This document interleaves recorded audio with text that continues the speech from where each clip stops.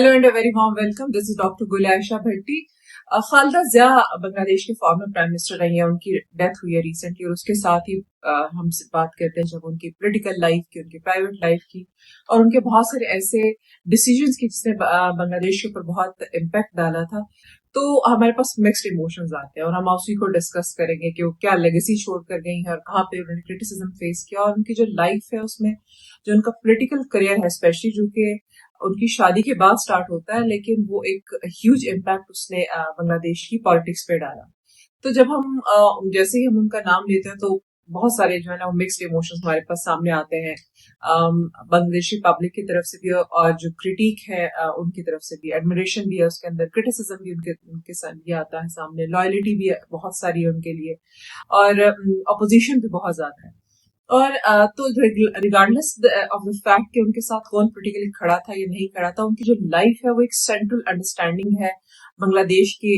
जितने भी political evolution है उसके ऊपर किस तरह से उनका भी पोलिटिकल एवोल्यूशन बांग्लादेश का एंड एज वेल एज उसमें वुमेन एम्पावरमेंट की भी बात की जाती है. तो हमारी सारी जो आज की वीडियो है वो उसी के ऊपर, उनकी लाइफ के ऊपर, उनकी लीडरशिप के ऊपर और किस तरह से वो इंस्टीट्यूशंस को साथ लेकर चली थी. और सबसे इम्पोर्टेंट बात जो थी वो उस वक्त जिस तरह डेमोक्रेटिक वैल्यूज की बात करती थी, सिविल सुप्रीमेसी की बात करती थी, उसको भी हम अंडरस्टैंड करेंगे. तो खालदा जिया का जो इम्पोर्टेंट रोल रहा है अगर हम उसको एनालिसिस करते हैं तो वो फ्लॉलेस तो नहीं है लेकिन वो फॉर्मेटिव बहुत रहा है. जैसे वो उन्होंने वुमेन एम्पावरमेंट की हमने इससे बात की कि खवातीन की एंट्री स्पेशली पोलिटिकल एरेना के अंदर साउथ एशिया में हम अगर उस सिनेरियो में बात करते हैं तो बेनजीर भुट्टो के साथ साथ खालदा जिया का नाम भी आपको सामने नजर आता है और ऑब्वियसली उनकी जो अपोनेंट रही है हमेशा से हसीना वाजिद वो भी. और साथ ही वो जितना भी कॉन्फ्रंटेशनल उनकी जो पर्सनालिटी ड्रिवन जो डेमोक्रेसी है बांग्लादेश के अंदर वो भी हमें नजर आती है. और अगर हम ये अंडरस्टैंड करना चाहते हैं कि बांग्लादेश की जो पॉलिटिक्स है वो इस तरह से हमें आज क्यों नजर आ रही है, तो हमें इसके लिए जरूरी है कि हम खालदा जिया का जो जर्नी है वो जरूर अंडरस्टैंड करें. यानी पॉलिटिक्स से पहले उनका क्या जर्नी था और बाद में भी, बिकॉज उनका जो जितना भी लाइफ स्पैन है और उसमें जो उन्होंने इन्फ्लुएंस किया है बांग्लादेशी पॉलिटिक्स को, आप उसको उसी का प्रोडक्ट को नजर आ रहा है. तो पॉलिटिकली वो ट्रेन तो नहीं थी, ना ही पब्लिकली बहुत एक्टिव थी, लेकिन क्योंकि वो जियाउर रहमान की बेगम थी तो नो मैटर व्हाट उनको वो फेस करना था कैमरा भी और उनको फेस करना था क्रिटिसिज्म भी और एडमिरेशन भी बिकॉज ऑफ हस्बैंड.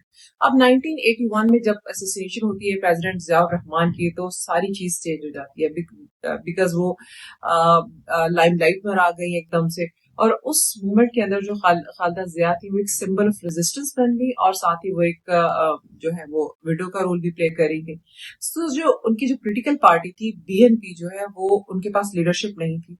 अब जब लीडरशिप नहीं थी तो ऑब्वियसली उनको क्विकली एक ऐसा फिगर चाहिए था जो कि उनको उस सारी पॉलिटिकल पार्टी को जोड़ के भी रखता और उनको आगे भी लेकर जाता. सो यहाँ पर उनकी पॉलिटिक्स में एंट्री होती है जिसके अंदर उनके पास पर्सनली कोई चॉइस नहीं थी, लेकिन बिकॉज वो स्ट्रक्चरल रिस्पॉन्स उस वक्त क्रिएट करना था उस क्राइसिस के लिए. तो उसमें उनका ये इम्पोर्टेंट जो वो था लीडरशिप का रोल लेना बहुत जरूरी था जो उन्होंने लिया भी. उसके बाद जब वो अपोजिशन पॉलिटिक्स में आई और डेमोक्रेटिक रेजिस्टेंस का उन्होंने रोल प्ले किया तो 1980 सारे का सारा जो है वो खालदा जिया का ऐसे इमर्ज होता है जैसे वो एक सेंट्रल फिगर रही है to oppose the military rule, specially वहां पर उस वक्त जो मोहम्मद इरशाद का रूल था उसके ऊपर उनको बहुत उन्होंने क्रिटिसिज्म किया. और साथ ही वो इस क्रिटिसिज्म के रिएक्शन में अरेस्ट भी बहुत दफा हुई, बहुत सारी डिस्ट्रिक्शन लगी, सर्वेलेंस का शिकार हुई. तो अब अगर हम इसको एनालिटिकल पर्सपेक्टिव से देखते हैं तो उनका जो पीरियड था सारे का सारा वो रेजिस्टेंस के ऊपर था.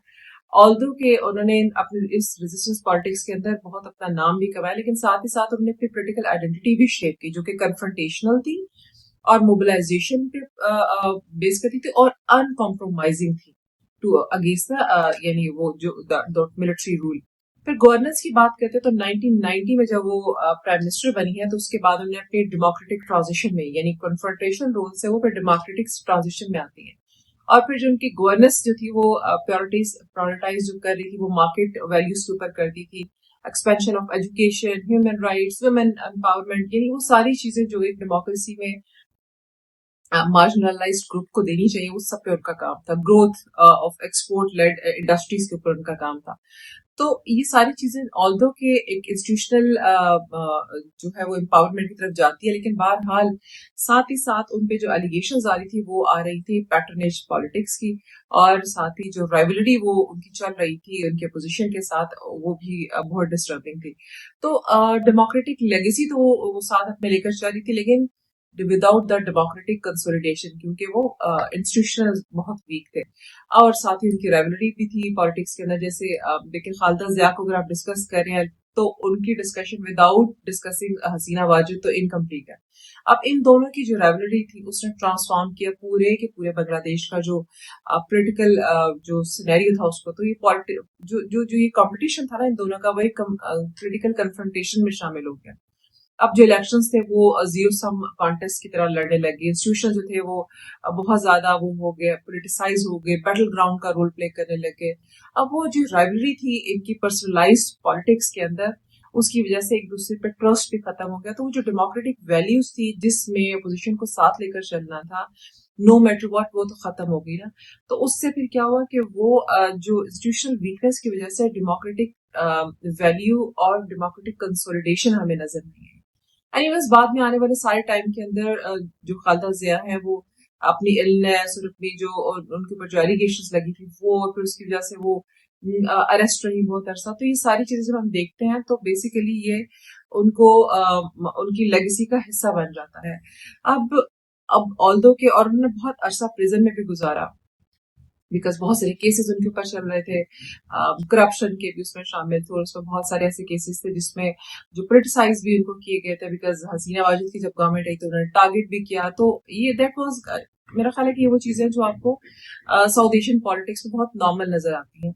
लेकिन जो चीजें अच्छी थी, जिसमें जो जो उन्होंने रोल जो प्ले किया चेंज करने में सिनेरियो का, इन इन स्पेशली जेंडर बेस्ड जो रोल्स हैं, चाहे वो पॉलिटिक्स के अंदर है चाहे वो लीडरशिप के अंदर है, उसका उन्होंने जो आउटलुक था वो चेंज किया। तो अगर आप इस तरह से देखते हैं कि कितना पावर में उन्होंने रोल प्ले किया, तो अर्ली सारा टाइम उनका रेजिस्टेंस में गुजरा, फिर उसके बाद डेमोक्रेसी के इम्प्लीमेंटेशन में गुजरा, और साथ ही साथ बांग्लादेश में जो खवातीन का जो रोल है in politics in everyday life वो बहुत स्ट्रांग हुआ।